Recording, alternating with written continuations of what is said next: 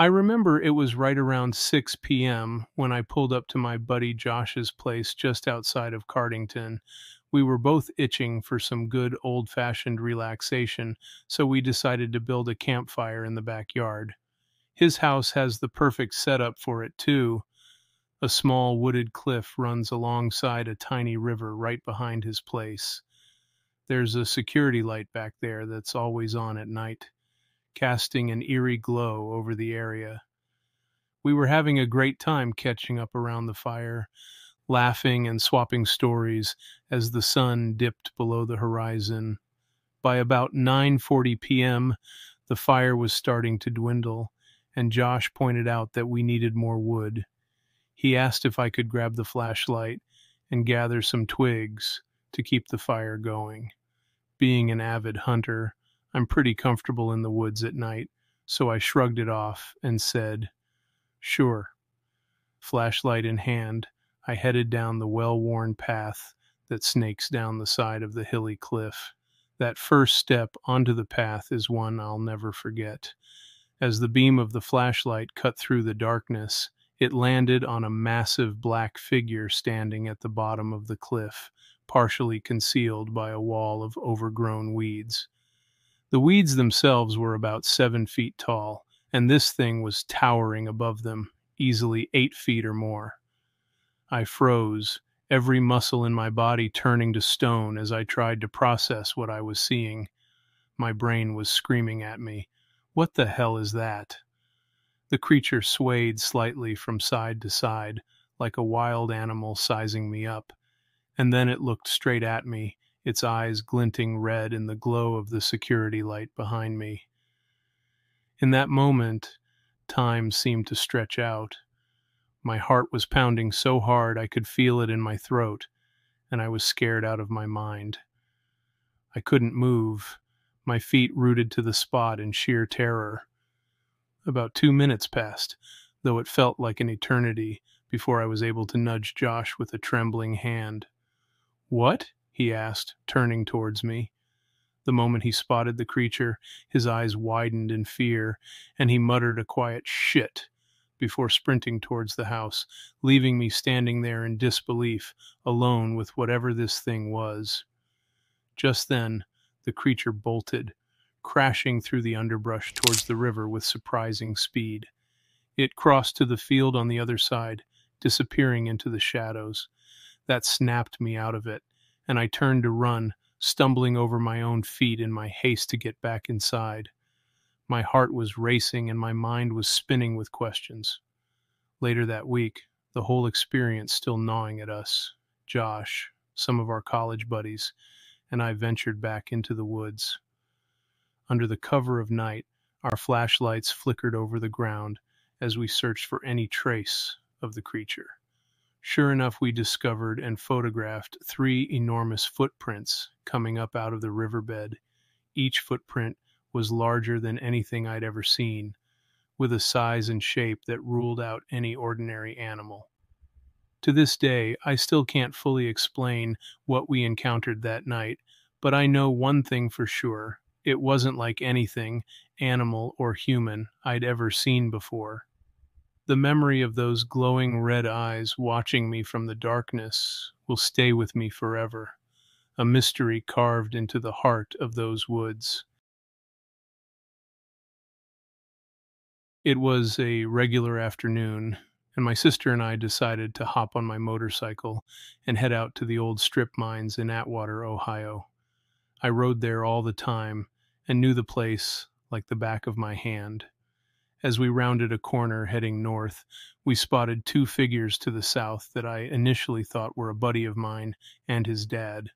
They're big guys, so it made sense at first. Curious, I turned the bike around and started toward them.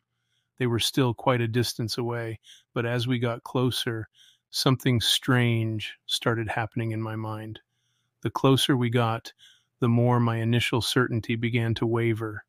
It was like I was seeing them transform into something entirely different, and a weird feeling settled over me. As we got close enough, it finally hit us. These weren't my friend and his dad. What we saw were 2 massive figures, both covered with hair and looking eerily human. I was certain they weren't bears. Their faces and the way they stood and moved on two legs ruled that out fast. What really struck me was when I remembered watching the Patterson film some years later, the way the creature in that film turned and looked at the camera. That's exactly how these two turned their upper bodies with their heads to see us. The realization that these were two enormous bipedal beings staring right at us sent a jolt of fear through me. No sooner had they looked our way than they bolted into the woods. We coasted up to where we had seen them standing, and my sister suddenly reached up to turn off the bike. I protested, not wanting to be left in silence with whatever was out there. But in that quiet, we heard branches breaking in the distance, the sound deeper and heavier than any twig snapping. Whatever made those noises seemed far larger than any animal we were used to. Without wasting another second, we restarted the bike and sped home. It wasn't until much later that the word Bigfoot even crossed our minds. But I have to emphasize, we saw them in broad daylight and close enough to be sure of what we saw. It was one of those moments that changes how you see the world.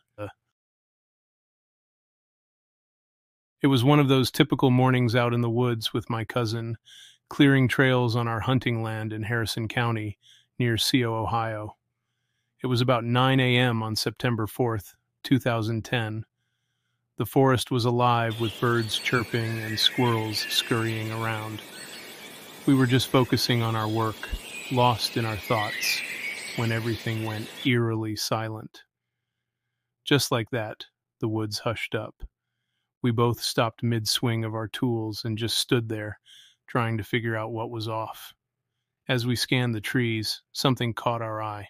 About 50 yards away, standing partially behind a large tree, was a figure. It wasn't just any figure. It was massive, and I mean towering at around 8 feet tall, with hair covering its entire body. We only saw half of its face and a bit of its shoulder and left arm peeking out. Instinctively, our hands went to our pistols, though I wasn't sure that would do us much good. The staring contest between us and this creature lasted 30 to 45 seconds, but in the moment, it felt like an eternity.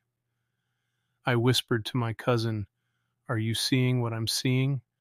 His voice was shaky when he replied, "Yes." I asked, "What is it?" His response was chilling. "You know what it is." A few seconds later, the creature turned and bolted perpendicular to us, disappearing into the dense brush as if it had done this chase 100 times before. It moved with such power, swatting small trees aside like they were nothing. It stayed upright the whole time, and we tracked it with our eyes for about 50 to 60 yards until the swamp swallowed it up. Our hearts were pounding, and the hair on the back of our necks was on end. But curiosity got the best of us, so we cautiously walked over to where it had been standing. The small trees it had knocked over were bent and broken, like they'd put up no fight at all. We didn't stick around to find out if it would come back. We hightailed it out of there and decided not to be caught unarmed in those woods for the rest of the season. Though we didn't see it again, that one encounter was enough to keep us on edge, always wondering if we'd catch another glimpse.